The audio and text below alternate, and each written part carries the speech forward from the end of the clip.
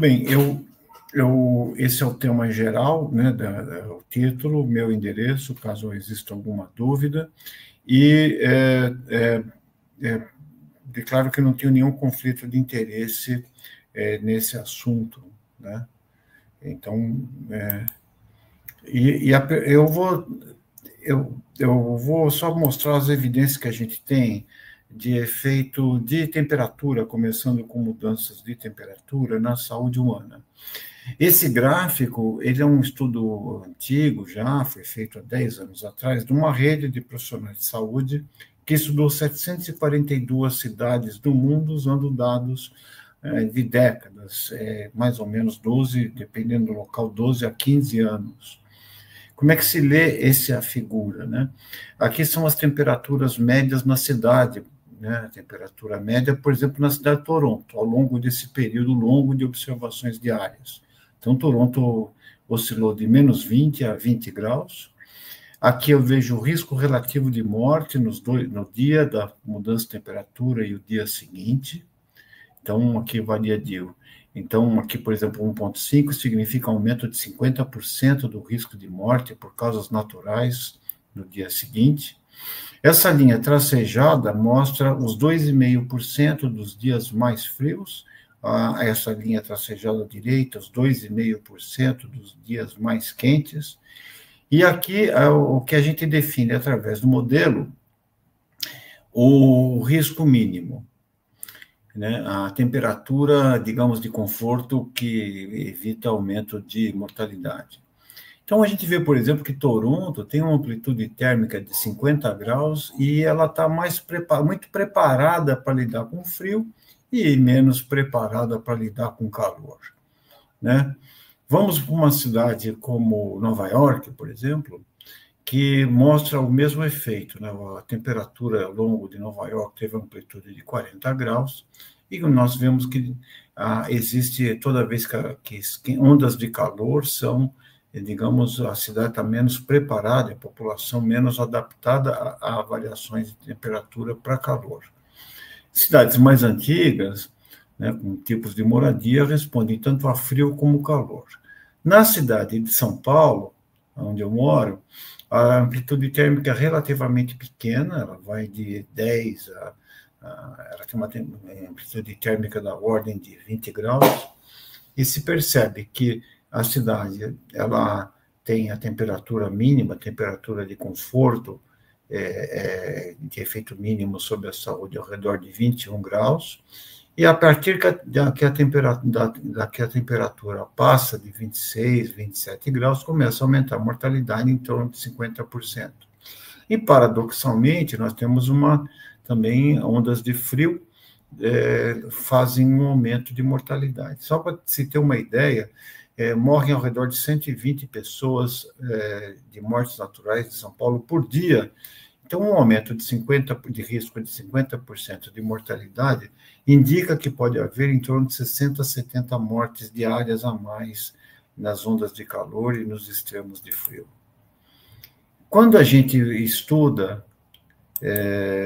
algumas capitais brasileiras, desse estudo geral, nós vemos que foram colocadas as cidades, nós tínhamos dados confiáveis, né, de temperatura e umidade.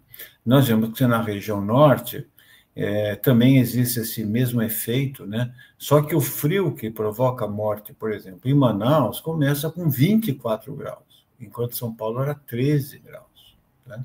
Os 2,5%, né? Com um aumento significativo. Recife, por condições de estar na beira do mar e uma temperatura bastante controlada, ela está muito bem preparada para mudanças de temperatura. E comparando São Paulo com Teresina, lado a lado, nós vemos, por exemplo, que a temperatura de conforto máxima em Teresina é 28 graus, enquanto que em São Paulo, 28 graus já tem uma mortalidade excessiva. E o que digamos, ou seja, a Teresina, por questões climáticas, todo mundo que conhece Teresina sabe que é uma cidade muito quente, houve uma aclimatação tanto dos habitantes quanto da cidade para calor.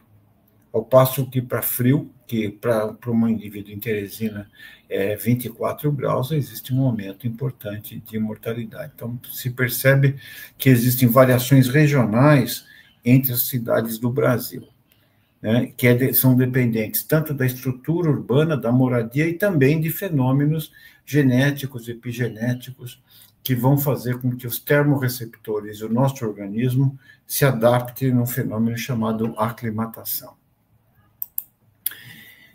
Voltando a São Paulo, que é onde eu vivo e tenho mais dados, se percebe o mapa termal de superfície, existe a cidade, né, se percebe que existe uma ilha de calor no centro, com uma tendência à redução à medida que a gente vai para a periferia, com exceção da zona norte, da zona leste de São Paulo, onde construímos um deserto de asfalto e cimento, né? E varia da cidade. Por exemplo, vamos pegar na zona leste de São Paulo, né? Como é que se lê esse gráfico? Aqui nós temos a temperatura mínima do dia, aqui o risco relativo de morrer, e aqui a defasagem entre a mudança de temperatura do dia zero com o que acontece nos dias subsequentes, né? Então, se vê que uma mudança de temperatura em Parelheiros, que é uma região onde tem índios, tem uma mata, uma cobertura vegetal, muito próxima da Serra do Mar, onde as frentes frias entram pelo oceano, o problema principal é frio, né? Então, nos dias muito frios, existe um aumento de mortalidade imediata, que são doenças cardiovasculares, seguido de uma onda, né? Uma onda de aumento de mortalidade de latência maior, 5 dias, que vai até 10 dias depois, que correspondem predominantemente a doenças respiratórias. É o tempo de você adoecer, pegar uma pneumonia e agravar-se. Em Itaquera é o oposto. São as ondas de calor provocam um aumento muito grande, basicamente por doenças cardiovasculares, seguida também depois de uma segunda onda de doenças respiratórias. Isso mostra que existe um efeito importante de variações de temperatura que já estão ocorrendo e que causam uma sobrecarga, uma carga de doença bastante significativa. Quando se faz um estudo em hospitais públicos da rede do SUS, correspondendo a 1.830 municípios, e que foram feitos também por o período de 2010 a 2019, aqui se vê as admissões por doenças respiratórias por um aumento de 5 graus na temperatura média, na temperatura de conforto. Então, nós vemos aqui, está desagregado, né, o risco relativo de internações aumenta no total, aqui desagregado por faixa etária. E se vê que os segmentos que mais sofrem do ponto de vista etário são jovens, não são crianças, basicamente crianças e idosos. Aqui, as crianças ainda não adaptaram o termostato e os mecanismos de termorregulação. Todo mundo que trata crianças sabe que quando se tem uma otite, uma pneumonia, faz um febrão. Por outro lado, existe um aumento de mortalidade que começa acima de 70 e se acentua nos octogenários, onde o termostato quebrou. Os mecanismos de adaptação, de aclimatação ficam comprometidos tanto pela idade como por fenômenos como aterosclerose, que não consegue fazer vasoconstrição, diabetes e outras fragilidades. E notamos que existe uma inversão, né? Para adultos, né, após a puberdade, as mulheres têm um risco menor de internação por doenças associadas a mudanças de temperatura, e depois da menopausa, e principalmente com a perda, né, existe um aumento, as mulheres passam a ser mais evoluídas, né, mais afetadas. Existe aqui também um efeito de temperatura e é o mesmo aumento da mesma série analisada por nível socioeconômico. Então, aqui você tem as categorias, o menor categoria de educação, de qualidade de urbanização, de renda, de PIB per capita, e nós vemos que, à medida que o mesmo aumento de temperatura tem um efeito de modificação social muito importante. Ou seja, existe uma interação entre fatores sociais, o risco é muito maior para as comunidades que vivem, que têm menor faixa de renda, tanto por condições de moradia, quanto pela capacidade delas controlarem as doenças crônicas, que são precipitadas pelas mudanças de temperatura.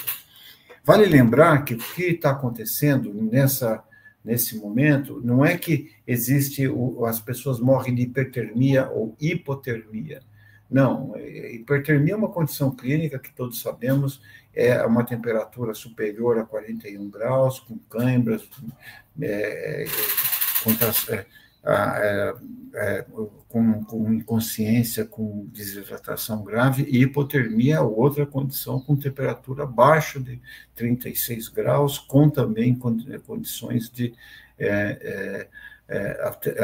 com um quadro clínico típico. O que acontece são descompensações decorrentes da falta de capacidade do organismo se colocar, principalmente doenças cardiorrespiratórias. Por exemplo, perante uma onda de calor, existe uma vasodilatação, que após carga cai, o coração tem que aumentar muito o seu débito, existe uma desidratação com perda de volume, aumento da viscosidade sanguínea. Quando você tem uma onda de calor, o rim tem que trabalhar em dobro para reabsorver o volume. Então, se você tem uma insuficiência renal, você tem uma descompensação renal, da mesma forma que a redução do fluxo urinário pode propiciar uma infecção urinária, esse aumento da osmolaridade de sangue pode favorecer uma formação de um trombo que, se ocorrer numa região vital, pode levar a um AVC, um infarto intestinal. Enfim, os mecanismos de controle do pulmão de temperatura, que tem 100 metros quadrados, reduzem a eficiência do transporte mucociliar e propiciam pneumonias.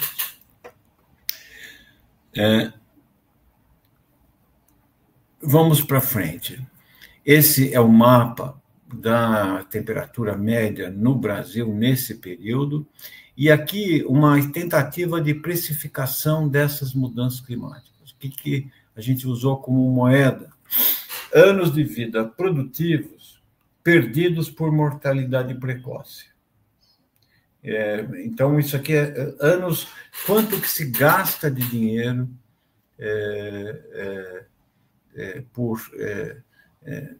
devido não só aos cuidados diretos, mas também à perda de produtividade. Então, por 100 mil habitantes de população. Então, essa região amazônica onde nós estamos, né, não é porque não existem alterações, essa perda econômica não é por causa de que não existe o efeito da temperatura, é simplesmente porque a densidade populacional é pequena e, portanto, o custo é menor. E nós vemos que a grande carga de perda de produtividade é onde estão ocorrendo as mudanças de temperatura mais acentuadas, que é a região centro-oeste e no cinturão amazônico, que está importante, e na região sudeste, porque tem muita densidade populacional. Quanto que é isso? Mais ou menos, quando você calcula, 100 bilhões de dólares em 20 anos, que você perde, e você perde uma parte por frio, na realidade, 1/3 por frio e 2/3 por calor. Né? Então, isso é que o Brasil perde, né, em termos de produtividade. Ou seja, quando desculpe a gente colocar, estimando pelo PIB per capita, colocar vidas humanas em internação em dinheiro, mas quando se discute quanto custa reduzir as emissões, é importante se oferecer uma alternativa para um gestor para poder fazer a contrapartida. Olha, quanto custa mudar, mas quanto custa manter, né? Bom, eu estou só apresentando números, porque a verdadeira discussão, a verdadeira mensagem vai aparecer após esses números. A outra coisa que acontece é que as mesmas fatores que produzem gases de efeito estufa produzem poluição. E nos casos da cidade sudeste, por exemplo, você tem a poluição por queima de combustível fóssil, enquanto que na região norte e centro-oeste existe um aumento das queimas, das emissões por queima de biomassa. Na cidade de São Paulo, eu trabalho no Hospital das Clínicas e na frente da minha sala tem um ponto de ônibus, onde convergem as pessoas que são atendidas no Hospital das Clínicas, no Instituto do Coração, no Instituto do Câncer, e que esperam o ônibus para uma parte delas do Instituto da Criança, nesse ponto. E aqui são as medidas de material particulado fino, aonde as pessoas ficam esperando o ônibus. O padrão diário da Organização Mundial de Saúde são 15 miligramas por metro cúbico de material particulado fino. E aqui nós vemos que um corredor de ônibus, um corredor de tráfego, emite valores muito maiores do que os permitidos. Então, se a gente quisesse expor seres humanos com doença a um nível desses de poluição, possivelmente não teria alteração ou autorização do Comitê de Ética, ao passo que não precisa. A cidade já faz isso, e a gente tem usado muito essa abordagem para colocar Holter, mapa, medidores de função pulmonar, de marcadores inflamatórios, para estudar o que acontece com essas pessoas expostas nas ruas e medir alterações de curto prazo. Quando existe também um cemitério na frente da Faculdade de Medicina, a Faculdade de Medicina separa o hospital e o cemitério, e eu, como patologista, não gostaria de dizer que a gente faz esse tipo de conexão entre esses dois compartimentos. No entanto, aqui é uma avenida, Dr. Arnaldo, onde fica a Faculdade de Medicina da USP, aqui fica o cemitério do Araçá, e aqui é a descida da rua Cardeal, da Teodoro Sampaio. E nós colocamos medidores de dióxido de nitrogênio, que é emitido por qualquer fonte de combustão, de onde seja, tanto biomassa quanto combustível fóssil emite NO2. E nós temos aqui que na avenida existe um aumento, uma concentração muito mais elevada, e aqui nós vamos nos afastando, porque no cemitério é um cemitério de 400 metros, nós somos até o centro do cemitério, e nós vamos vendo que as medidas continuadas, né, de longo prazo, mostram que o background da cidade você atinge depois de 100 metros fora de uma via de tráfego.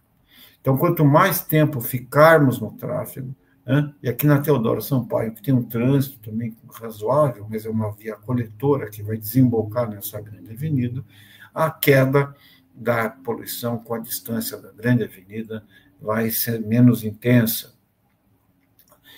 Então, o que acontece é que hoje, nas grandes cidades, ficamos mais tempo no pior cenário, e eu caracterizo as grandes avenidas como as novas chaminés.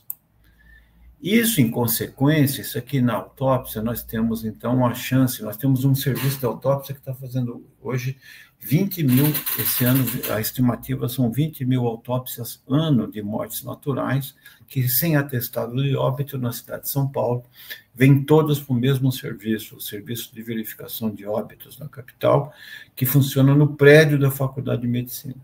Isso é usado para vários fins, fazer pesquisa, mas um deles é estudar a impressão digital da poluição no corpo das pessoas. Isso aqui é um pulmão de fumante, com clássico, né, acúmulo de carbono que vem da queima do cigarro, e aqui é um indivíduo não fumante, né, que mostra que, mesmo não fumante, fumamos um pouco. Isso aqui é carvão, né, aquela fuligem, o carbono negro, que uma parte é removida do pulmão pelo transporte mucociliar, uma parte entra no pulmão nas regiões mais finas, provoca uma reação inflamatória como se fosse uma tatuagem. E essa tatuagem não dá para tirar, né? E uma parte dessa fuligem vai ser exportada a partir do pulmão para o cérebro, para a placenta, para todos os órgãos. Então, é como acontece no cigarro. Quando a gente olha isso no microscópio, Aqui nós vemos a pleura no corte microscópico, aqui a pleura visceral, aqui o septo interlobular, como no indivíduo normal, e aqui a região do bronquíolo respiratório com seus alvéolos no indivíduo normal. Num indivíduo exposto à poluição, existe aquele acúmulo de carbono e um processo inflamatório que leva a uma fibrose do septo interlobular, onde estão os linfáticos, e uma bronquiolite respiratória, ou seja, a chamada doença das pequenas vias aéreas. Então, ou seja, existe uma inflamação crônica assintomática que vai reduzindo e vai acelerando a ampulheta do envelhecimento pulmonar e também favorecendo o desenvolvimento de infecções respiratórias. Exposição crônica, agora, nós estamos falando de exposição de décadas.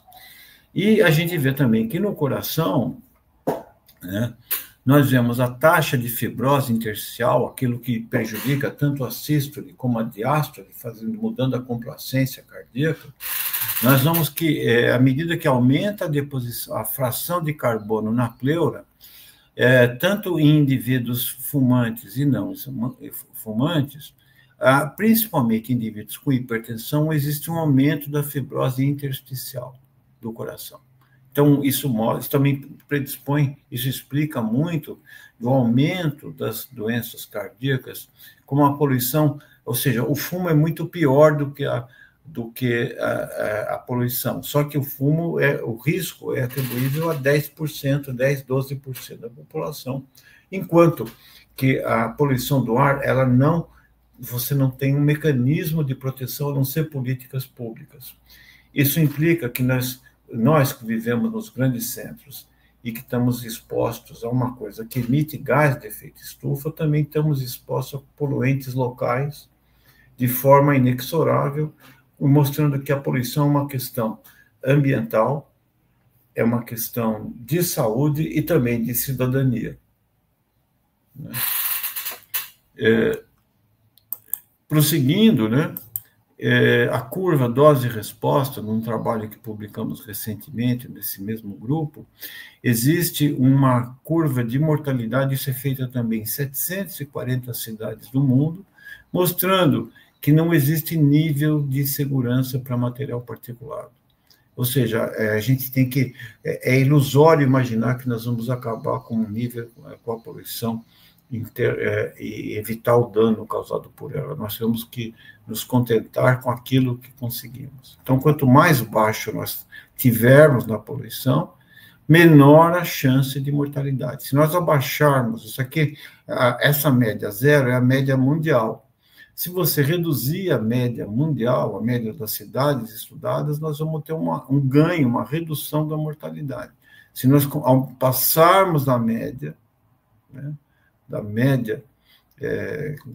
piorarmos a situação, nós vamos aumentar a mortalidade em escala global, que hoje está estimado em torno de 1 milhão de pessoas ano, sendo destas cerca de 60% causadas por poluição fora de casa e as outras por queima de biomassa intradomiciliar. E dividindo por doenças, né, nós temos aqui o efeito do risco de mortalidade total, né, agora que é o que foi apresentado anteriormente, e aqui para a pneumonia, veja que à medida que aumenta a concentração anual, de média anual, isso aqui já não é média diária, como no estudo anterior, existe um aumento da população das doenças infecciosas, pneumonia, lower respiratory infections. Aqui nós vamos ver como segundo as doenças cardiovasculares isquêmicas, né?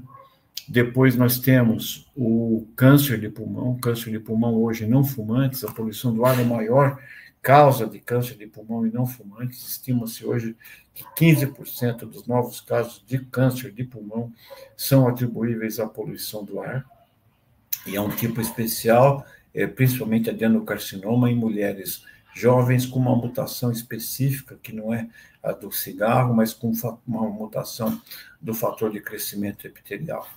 E aqui nós temos a seguir o AVC e bronquite crônica. É a bronquite crônica, por incrível que pareça, que menos aumenta, porque, lógico, o cigarro é muito mais importante que a poluição. Então, então ele mostra que a poluição, mesmo no indivíduo fumante com DPOC, ele aumenta esse tipo de risco, para poder falar, de morrer. Então, eu acho que existe um papel dos hospitais que vai além acho que ele pode parar e eu posso falar isso aqui, fica melhor. Se eu pudesse interromper a apresentação. A saúde tem um papel importantíssimo, tanto do ponto de vista de capilaridade, né? O setor de saúde consegue executar dentro das esferas de governo, ele articula campanhas que envolvem os 3 níveis de governo e conseguem fazer bastante coisa. A saúde tem uma credibilidade importante, e a saúde cuida dos nossos medos, o medo de adoecer e o medo de morrer, que é ancestral.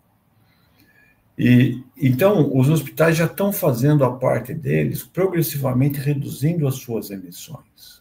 Isso é muito importante e é meritório. Os hospitais do Brasil estão fazendo bonito nisso, tanto o setor, mais até o setor privado do que o setor público. Mas existe uma coisa que não basta isso. Missão da saúde, pelo ato de cuidar, por fatores intrínsecos à prática do cuidar de seres humanos, que envolvem as questões morais, éticas e de equidade. Uma das dúvidas dos problemas que hoje temos na saúde, por exemplo, que os hospitais estão lutando com isso através de telemedicina e de sistemas de redução de custos, é fazer com que os ganhos de tecnologia em saúde sejam mais disponíveis para todos, ou seja, não só para quem pode pagar por eles. Mas eu vou pegar um exemplo onde a saúde fez bonito, muito bonito. O cigarro. A gente sabia no setor de saúde que o cigarro fazia mal, tinha certeza disso, as evidências, desde o final dos anos 50, isso se consolida de forma inequívoca nos anos 60. Se o setor de saúde ficasse na caixa dele, o que faríamos? Faríamos um aumento do número de pneumologistas, cirurgiões torácicos e oncologistas. Mas nós fomos além, muito além. Foi o setor de saúde que fez um processo de comunicação importantíssimo que permitiu a advocacy, a defesa de legislações que mudaram, a campanhas educativas que retiraram o glamour da propaganda da indústria do cigarro, que fizeram com que a sociedade tivesse uma mudança de conceitos em relação a um tóxico, né? Não só por questões humanitárias, porque é uma questão também de saúde. Para cada unidade de arrecadação da indústria tabágica, que emprega e gera dividendos, e agricultura familiar, a produção de fumageira da região sul, basicamente, ela tem um componente de agricultura familiar muito importante. Você tem produção de cigarros, arrecadação de imposto, mas para cada unidade de arrecadação dessa cadeia, você gastava 8 em saúde, tanto por custos diretos, quanto pela perda de morte prematura, e também uma coisa não precificável, que é o sofrimento da morte por câncer de pulmão e por doença e por insuficiência respiratória crônica, que todos sabemos é uma das causas mais graves, mais sofridas de você morrer. Então, a saúde ela participou do debate social e convenceu essa mudança para a sociedade, convenceu os governantes da mudança de legislação, e hoje o cigarro ele passou a ser uma conquista importantíssima da saúde. Então, tal ocorre na questão climática e na questão da poluição local. Nós vimos que existe uma sobredemanda do serviço de saúde com custos e ônus para quando se tem episódios de tanto extremos de temperatura quanto de queimadas ou de poluição do ar. Eu não abordei questões como enchentes, porque num estudo recente que saiu esse ano do nosso grupo, a gente vê que quando você tem uma chuva extrema, como aconteceu no sul, e também aconteceu na região norte, onde houve inundações, os efeitos não vão além daqueles imediatos do deslizamento, do afogamento e das perdas. Eles se estendem até por 6 meses, tanto por uma sobrecarga de doenças de veiculação hídrica, como também pelo estresse. Existe um aumento muito grande de infartos, de demanda cardiovascular, porque é o estresse de perder tudo, né? De você perder as suas memórias, a propriedade, as lembranças que a água levou e a incapacidade de você reconstruir sua vida levam ao estresse. Isso leva também uma demanda por consultas psiquiátricas e mudanças de comportamento. Então, eu acho que essa COP, que é das florestas, ela vai ser importante, porque a gente viu que a floresta afeta a saúde, não só no sentido de promoção de saúde, mas quando a sua queima leva a uma destruição. Mas também existe a necessidade de se colocar a saúde como um tema central, esse bípede que nós cuidamos, nós somos biólogos de um bípede estranho, que é o ser humano. Essa demanda, ela nasce também nas cidades e afeta as cidades. As cidades é que consomem a maior parte da energia, e, portanto, as cidades podem reduzir a pressão sobre esses ecossistemas. E tem um fenômeno de comunicação, porque enquanto a queimada, a destruição ambiental está ocorrendo no futuro e levando e afetando o urso polar, isso provoca solidariedade, mas não provoca mudanças. Mas quando você está acontecendo agora, na sua janela de tempo de vida, afetando a você e as pessoas que você ama, esse poder de comunicação que a saúde tem pode promover, digamos, uma mudança de conduta, maior adesão e, consequentemente, maior convencimento da população e dando suporte para que políticas, para que os governos façam as mudanças dentro do cenário político possível. Talvez seja um momento dos hospitais liderarem uma campanha de montar, de criar a sociedade protetora do ser humano.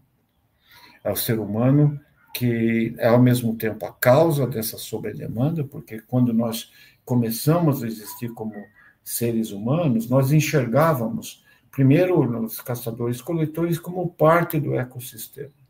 Quando a gente vai para as cidades, a gente observa, a gente domina os meios de produção, nós não precisamos da floresta e dos meios naturais para nos nutrirmos, mas a gente domina a agricultura. Então, a gente começa a se afastar e se considera parte desse ecossistema.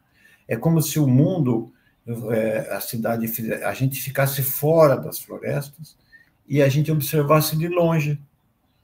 É os naturalistas. Agora, a gente está vendo que o mundo, que era com recursos naturais grandes para uma população pequena, passou a ser um mundo onde tem muita gente e poucos recursos naturais. Então, eu acho que esse é o conceito que talvez os hospitais possam melhorar, e agradeço mais uma vez a oportunidade de estar aqui.